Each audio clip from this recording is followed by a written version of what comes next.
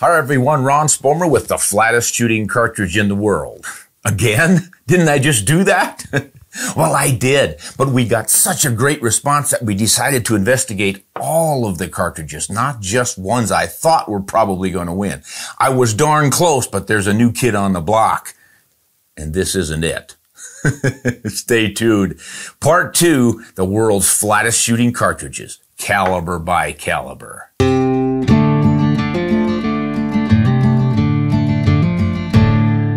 Well, before we do the big reveal on this cartridge and the winner of the flattest shooting cartridge, I would like to extend a thank you to our patrons. If you would like to join the Ron Spomer Outdoors community, just go to patreon.com and Ron Spomer Outdoors and join up. We sure appreciate it. Thanks. Now, this big guy is a 470 Nitro Express. And it's not going to win any flat shooting competitions. There's a big 400, 500 grain bullet usually on top of these things. Fairly blunt and round nosed. Obviously, it's for close range shooting of really dangerous game like Cape buffalo. But it had the right idea with a lot of powder. Well, they needed that powder to push that big bullet. You know, in the turn of the century is when they started figuring out that you could bottleneck your cartridges and throw smaller bullets with the big powder you were using behind the straight wall cartridges. Once they figured that out and put in smokeless powder, there went our velocities. So, how do we get our velocities at their peak? You push a tiny bullet with a lot of powder. And this leads to barrel burnout. If you want to go fast, you've got to burn a lot of powder, and in relation to the diameter of your bore, and that's going to burn out the throats sooner than if you had a more even one like this. So the slower cartridges are going to have longer barrel life, but by golly, if you want to go fast, you've got to pay the price. So that's your price. Burning a lot of powder and burning out your barrel sooner. But it's like I always tell guys, for hunting, it's not really much of a concern. You know, let's say that you've got a real barrel burner and your accuracy starts to go too far south after 1,000 rounds. Well, if you're a conservative shooter and you're only using this rifle for hunting, let's say you're an aggressive hunter with lots of time and money and you take 10 big game animals a year. And if you require 2 shots to do it, you're going to be able to bag about 450 to 500 animals, depending on how many sight-in shots you take and stuff, before you burn up 1,000 rounds. You've got a good 40, 45, 50 years of hunting under your belt. I don't think you need to worry about burning out your barrel in a hunting rifle. But here's the way we are going to look at finding the fastest shooting cartridge of all time, at least up to this time, and that is caliber by caliber. That gives us a good feel for how the smaller calibers compete with the bigger ones and where that sweet spot is in the middle. And it really is in the middle. So let's start with the 17 caliber. That's going to be won by the cartridge that throws the bullet the fastest in 17 caliber. It's the 17 Remington. And we'll put up our chart here for you and show you some numbers. I'm not going to recite all of them, but you will notice as we go down the caliber line from the 17s all the way up to the 338s, it's always the cartridge that is the fastest that wins each category. Now, you can modify it a little bit by choosing the BC of your bullet, because as you'll see when you look at these charts, and by the way, if you want to really study these, go to ronspomeroutdoors.com. I have a companion piece on my website that covers all of this stuff, and I've got this chart on there so you can take your time, study it, print it off if you want, and really look at those numbers and start to understand the relationship between velocity, muzzle velocity, and ballistic coefficient on your bullets. Because there's some kind of a balance going on in there, and generally, the lighter the bullet in the caliber and the faster you push it, the flatter it shoots to 500 yards, 300 yards, sometimes but rarely 1,000 yards. After 500 yards, it appears that you need to move up in bullet weight and get a higher BC, and then that starts to take over to be a flatter shooter at extended ranges. I haven't found out the exact formula for it yet, but I invite you to send one in if you know it. If there's some kind of a magical mathematical formula that calculates exactly the right BC, bullet weight, and velocity for the flattest trajectory in any cartridge, that would be fun to know. Be a useful little formula. So in the 20 calibers, the winner is the 204 Ruger. In the 22 caliber, a lot of people thought it would be the 22-250 Remington because it's so fast and flat and well known. But the little bit lesser known 220 Swift has more powder capacity. You can see it right there. That's why it wins. It's pushing the same bullets, but faster. And it's still one of the fastest in the world. And we'll see that as we get to the end of our list here. Next up are the 24 calibers, and everybody was thinking 243 Winchester, maybe 6mm Remington, which is faster than the 243. But there's a faster 24. Not a lot of people know it. Weatherby again. 240 Weatherby Magnum.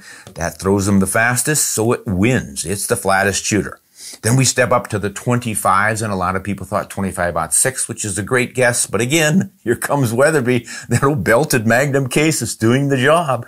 257 Weatherby Magnum is the flattest in the 25s, but not quite the flattest of all.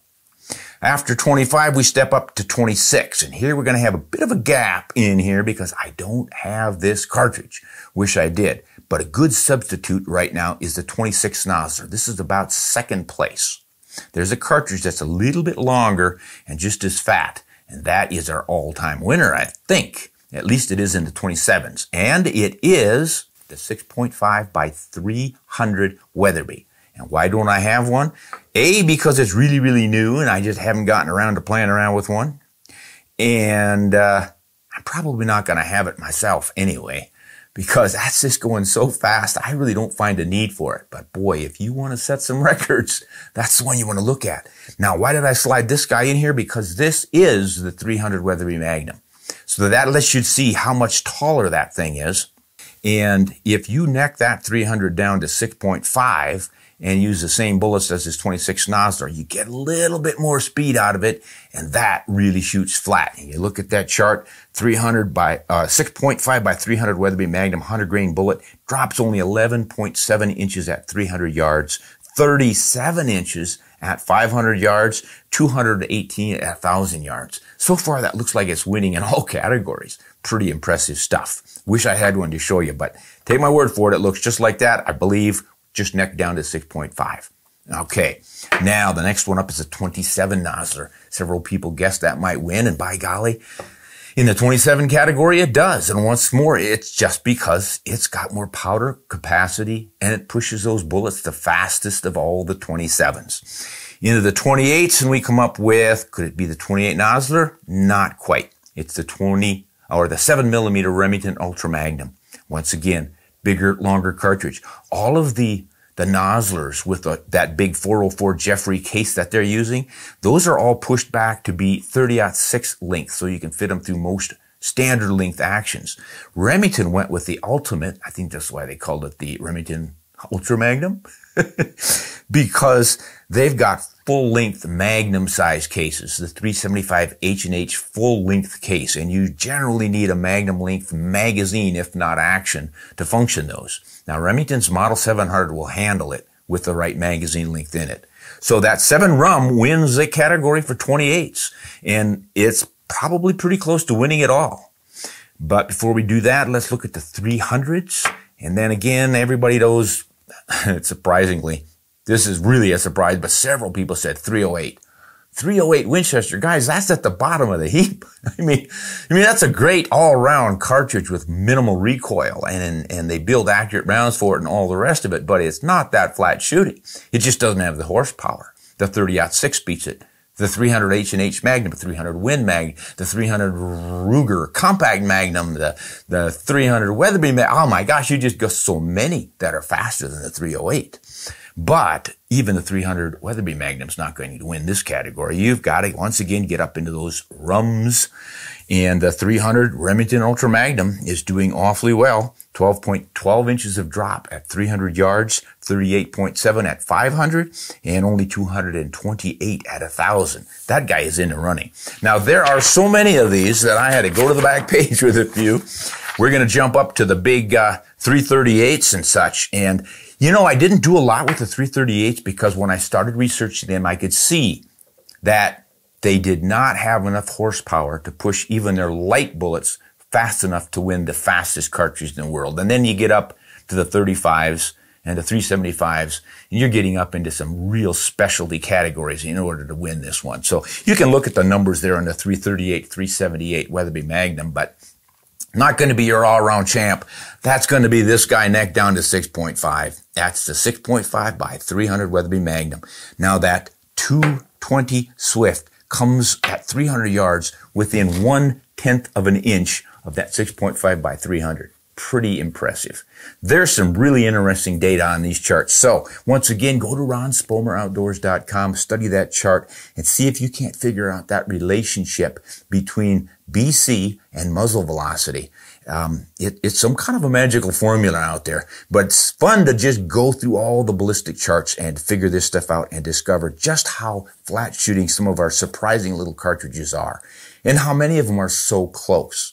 And again, I am not emphasizing or even suggesting that we all buy the flattest shooting cartridge in the world and go hunting at extreme distances.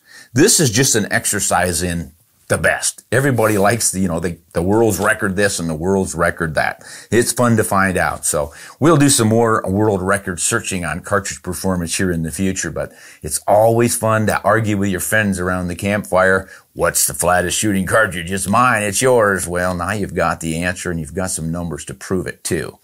Do be aware though that you could find one that maybe shoots a little flatter if you get the right combination of lightweight bullet and maximum velocity.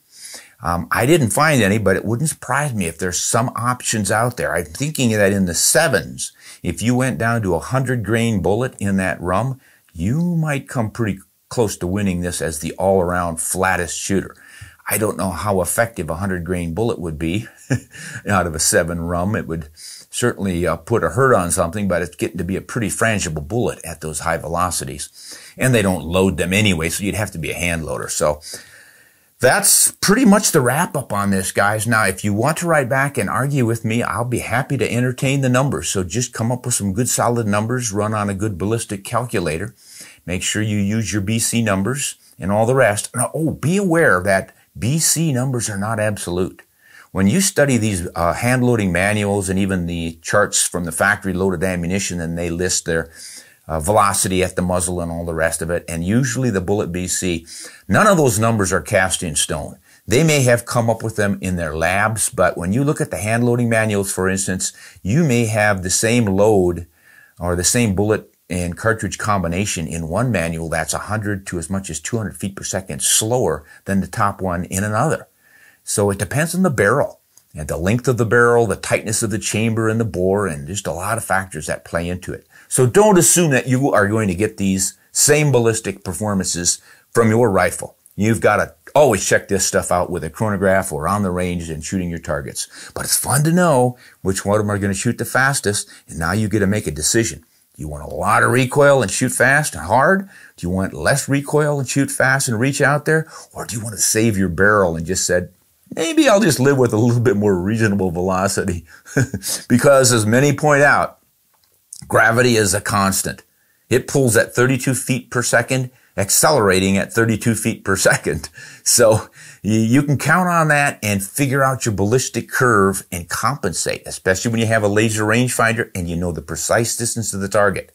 What you can't compensate for is wind. You can guess at the wind speed and the wind direction, but over distance, is it going to be the same wind speed? Is it going to be constant? Is it going to be gusting just when you pull the trigger? You can make a lot of mistakes with wind. So most long-range shooters these days are spending more time working with high BC bullets than flat trajectories. Both are great, but if I had to pick one over the other, I'm going to go with a higher BC bullet so I can fight the wind more effectively. This is Ron Spomer. Thanks for watching, guys and gals, if I can call you gals in this day and age.